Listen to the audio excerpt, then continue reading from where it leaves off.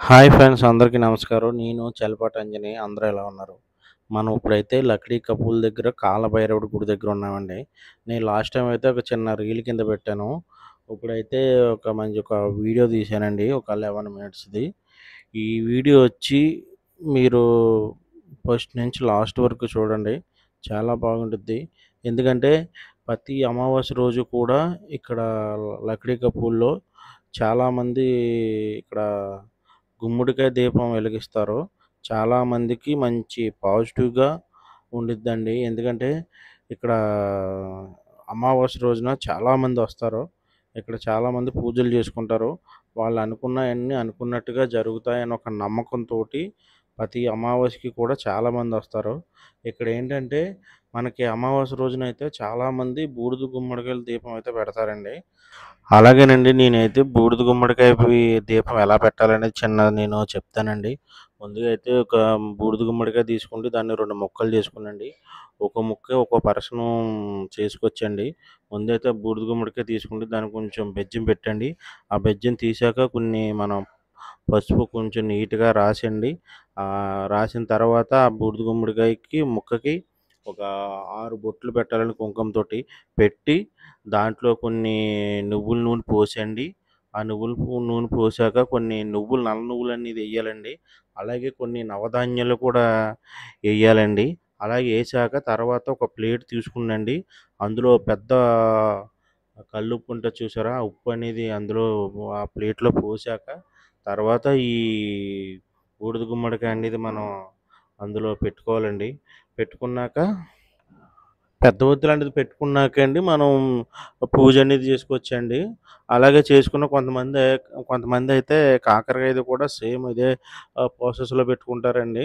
అంటే ఒక్కొక్క దే ఒత్తికి ఒక్కొక్క హిస్టరీ కింద ఉండిద్దండి. అలాగే మనకి మెయిన్ ఏంటంటే బూడిద గుమ్మడికాయతోటైతే చాలామంది ఎక్కువ చేస్తుంటారండి. ఎందుకంటే బూడిద గుమ్మడికాయ పుష్పాండ దీపం అంటారండి. మెయిన్ చెప్పడం మర్చిపోయాను.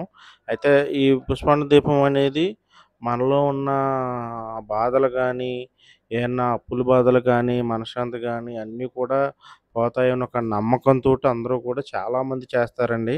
అలాగే నేను కూడా ప్రతి అమావాస్య రోజున చేస్తానండి.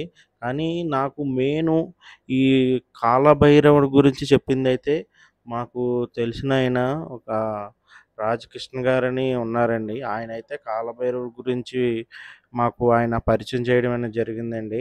ఆయన ఏ రోజు నుంచి చెప్పారో ఆ రోజు నుంచే మేము చేయడం జరిగిందండి. అది ఆయన చెప్పిన నుంచి చేయడం వల్ల నేనైతే చాలా లబ్ధి పొందానండి. ఎందుకంటే ఆయన ఏ రోజు చెప్పారో ఆ రోజు నుంచి నేను ఇంతకుముందైతే నార్మల్‌గా మన అందరి దేవుళ్ళకి పూజ చేసేవాళ్ళం. కానీ కాలభైరవ గుడంటే మనకంతగా పెద్దగా తెలీదు. మాకు మా రాజకృష్ణ గారైతే మాకు పరిచయం చేయడం జరిగిందండి. ఆ రోజు నుంచి ఆయన చెప్పినప్పుడు కానించి మేము అంటే మాతో ఉన్న మా ఫ్రెండ్స్ గట్టా మేమందరం కూడా ఈ కాలభైరవ గుడికైతే వచ్చి మేము పూజలు చేస్తామండి. మా కృష్ణ గారు చెప్పినప్పటి నుంచిని. అలాగే ఇక్కడ ప్రత్యేకంగా ఇక్కడనేది ఎందుకంటే అండి, ఈ గుడికైతే చాలా ఎప్పటినుంచో చానాల దగ్గర నుంచి ఉందంటండి. ఈ గుడి దగ్గరకొచ్చి మనం ఏదనుకున్నా సరే ఇమ్మీడియేట్‌లీ అందులో మనకి రిజల్ట్స్ అనేది 100కి 100% జరుగుతాయండి. నా విషయంలో కూడా కొన్ని జరిగినియండి. నేనైతే ప్రతి అమావాస్య రోజున మార్నింగ్ అయితే నేను ఫ్రీగా ఉన్నప్పుడు వచ్చైతే ఖచ్చితంగా ఇక్కడొచ్చి నేను పూజ చేసుకుంటానండి. పూజ చేసుకుండి పుష్పాండ దీపం నేను పెడతానండి. పెట్టి ఇక నేను పూజ చేసుకుండి, అలాగే కాలభైరవుని దర్శనం చేసుకుంటండి ఎళ్తానండి. మేము స్టార్టింగ్ చేసినప్పుడైతే పెద్ద జనం ఉండేవారు కాదు. ఇప్పుడైతే చాలా చాలా మంది వస్తున్నారండి. ఎందుకంటే అంత రిజల్ట్స్ ఉండకపోతే చాలామంది మనకు తెలిసిందే. పెద్దగా ఎక్కువ రారు కాబట్టి ఇక్కడికైతే ఈ గుడైతే చాలా ఫేమస్సు. మీరొక్కసారి ఈ లక్డీ కపూల్ కాలభైరవుడి గుడికొచ్చి మీరొకసారి దర్శనం చేసుకోండి. ఆ రిజల్ట్స్ అనేది మీరే కనిపిస్తాయి 100కి 100%. కాలభైరవుడు అంటే ఇప్పుడు మనకి చాలా పవర్‌ఫుల్ అండి.